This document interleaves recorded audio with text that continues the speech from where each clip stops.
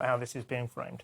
Well, that's the question. Is social stigma good? So the headline's giving swingers the cold shoulder causes them psychological distress. And they're saying that swingers are snubbed by the rest of society to the detriment of their own health. This is from a study from 372 people and found they had negative health impacts. But it's not just swingers, of course. It's a much bigger thing than that. So they talk about polyamory, which is kind of just posh cheating. I mean, the thing is with polyamory, I always think, you sort of imagine it's some sort of posh lefty girl with a boyfriend, and does he really want to do it? That's what I sometimes imagine. But there's also this other side online on YouTube in the so-called red pill world, whereby they do say we should do open relationships because the relationships have collapsed. We've got no-fault divorce. We've got women initiate 75, 80% of divorces. And we've got, everything's broken down. We've got people on OnlyFans and so on.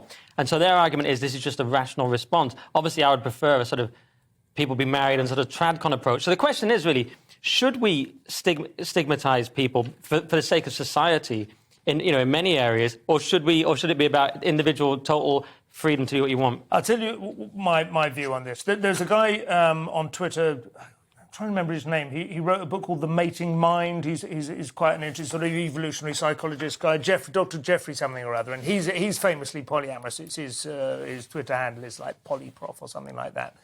And he famously, perhaps you might say notoriously, said, if you want to make a polyamorous relationship work, you have to be quite high IQ. You all have to be quite high IQ. And he was kind of ridiculed for this, as if he was trying to make it into a high-status activity. But I think he's right. I think you have to be highly intelligent in the same way that you have to be highly intelligent to discuss difficult topics that you might feel emotive about, but be able to sort of engage and toy with unacceptable ideas in order to see... Do you see what I mean? Yeah, do you mean because they have to transcend jealousy and emotional responses? All right, I see. You have to be... Your brain, you have to live in your head more. If you live in your heart, let alone in your genitals, you're gonna struggle with it. In any relationship, there are always... In any two-people relationship, there's always one person who is more jealous than the other.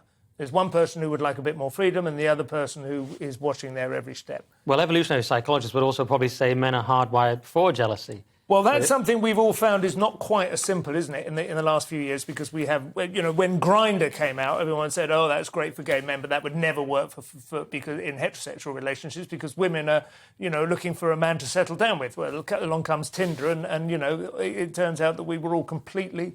What do you think, Josh? I think that this is a really pernicious article, and it goes to a deeper thing of trying to equate kink with one of the most, essentially saying that they're persecuted for their, what it says here, marginalised identities. No, it's a choice. You're making a choice, and this sort of ties into this whole LGBTQIA plus everything that's after. So P, I suppose. Yeah, yeah, exactly. And so this stuff upsets me because they are trying to sort of draw a correlation here. They're literally drawing a correlation between the people who are choosing to live this way, and if they want to live that way, that's fine, and people who are gay or bisexual who have no choice. That's the way they're born. So when I read things like this, where they're trying to sort of smash them all together, excuse my wording, and they're putting it in the wrong category, I think, and it upsets me because you can. And I've got to be honest, I disagree with your thesis as well, or the guy's thesis, because in my experience, the people I know who are polyamorous, there might be one of the people who's higher IQ, and usually a few of the others who are not, and it usually is one sort of, usually the guy who is sort of somewhat, I wouldn't say aggressive, but dominant and quite passive women. And I'm not saying that that's the only model out there, but I've seen it that way. There's the most I've seen it. Are you saying that high IQ doesn't correlate with it being successful for that person? Well, no, it's successful for the guy, but usually it's put upon sort of quite... Basically what I'm saying is it's quite a dominant guy and usually quite mousy women. And that's what I've seen, and I'm not saying that's every polyamorous relationship, but those are the ones that I've seen in my life, and I've seen a few of them like that. I would tend to agree. I don't know many in my personal circle, but...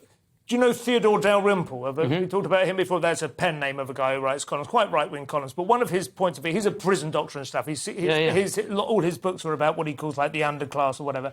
And one of his main principles, which I think is like he makes the case for very well, is that the intelligentsia, middle class, liberals or whatever, have a habit of tearing down social norms and living according to their own rules and being capable of coping with that.